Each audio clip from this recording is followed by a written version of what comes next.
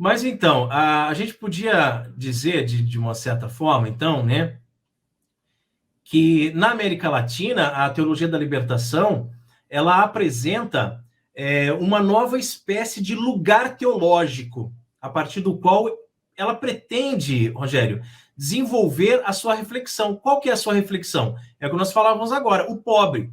Tá? Mas veja bem, que a palavra pobre, um dia entendeu-se apenas aquele que não tem bens materiais, certo? Hoje em dia, o pobre, para a teologia da libertação, é também, além do excluído, é o negro, é o homossexual, é o indígena, né? É a natureza, é o pobre, certo? Então, a gente pode dizer, assim, para pegar um pouquinho de história, né? Que os teólogos da libertação, eles se apoiam muito lá em Mateus 25, 31, 46. Mateus 25, 31, 46. É onde nosso Senhor, ele evidencia em termos fortes e muito adequados, realmente, né, ao discurso escatológico, ou seja, o discurso do fim dos tempos, né? E o modo especial que ele está presente nos pequeninos, seus irmãos. Então, Jesus, ele fala muito do pobre. Isso é verdade. Jesus vai falar bastante do pobre. Só que eles vão aproveitar isso para distorcer, né? Essa presença de Cristo nos pobres, nos desvalidos, né? Ela poderia servir de orientação para uma interpretação da fé cristã através do sofrimento, da luta e da esperança dos pobres. Seria uma coisa aceitável, normal, né? Da mesma forma, não poderia o pobre ser também ele elevado à categoria de lugar teológico sobre o ponto de vista de realizar uma crítica da atividade da igreja e dos cristãos. Então a gente entende que o que Jesus fala sobre os pobres é católico, é muito católico. Só que daí a gente entra num problema. Qual é o problema? É o erro metodológico. Então a igreja, ela tem passado nos últimos tempos por alguns problemas metodológicos, né? Então a gente sabe a verdade, a gente conhece a doutrina, só que na hora de aplicar, a gente falha, né? Foi, por exemplo, o que aconteceu com o Concílio Vaticano II, né? As pessoas dizem, o que mudou com o Concílio Vaticano II? Ah, mudou a missa. Tá, mudou a missa. Mudou, foi promulgado um novo catecismo. Ok. Um novo Código de Direito Canônico. Ok. Mas o mais importante é a ação pastoral. Tanto é que o Concílio Vaticano II é o único dos concílios da igreja que não é um concílio dogmático. Ele é um concílio pastoral, né? Então, o que mudou na igreja? A forma de transmitir a doutrina.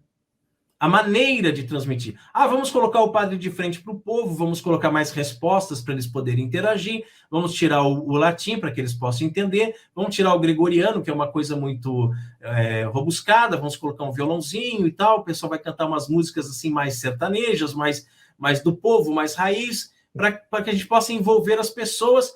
Deu certo? Não. Foi um tiro no pé. Os seminários esvaziaram, né? As vocações diminuíram drasticamente.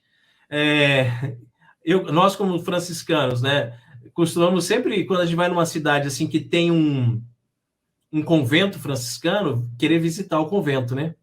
Aí você vai lá no convento, aquela arquitetura antiga, tinha lá 50 quartos. Você pergunta, quantos frades tem aí estudando? 6. Não, mas por que então um convento tão grande? Porque antes do Concílio Vaticano II, os 50 quartos estavam ocupados. E faltava lugar. Tinha tanta vocação que às vezes tinha que mandar para outro lugar, porque ali não tinha vaga, né? Então esse é um fenômeno que aconteceu por quê? Porque mudaram o método. É um erro metodológico, né? A forma de ensinar não está funcionando, não está sendo atrativa. Eu vou dar um exemplo aqui para vocês, né? Nós aqui moramos no estado do Rio de Janeiro, no noroeste fluminense, né? Que é já na divisa com o estado do Espírito Santo. Até eu ia avisar no começo que está tendo o jogo do Flamengo hoje.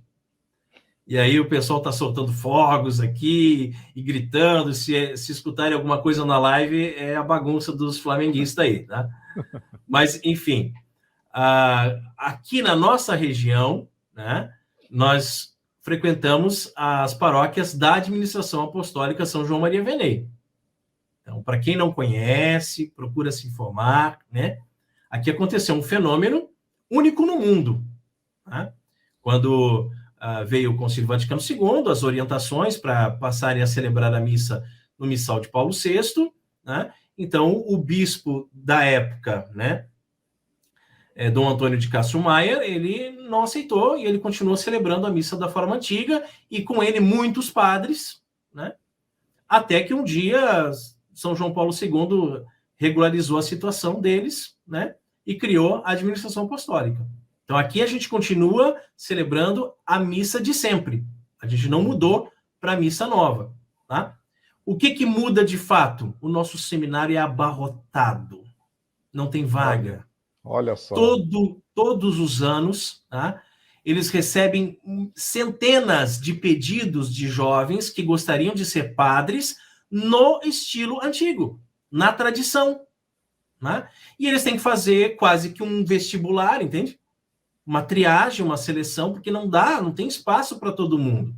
Então, de fato, o que mudou foi uma questão metodológica, né? A principal dificuldade de que padece a teologia da libertação, né, é essa metodologia que ela adotou, não por parte de um dado assim básico da fé, sobre o qual se possa refletir de fato, mas ocorre aqui infelizmente, uma ruptura com o modo tradicional de se fazer teologia.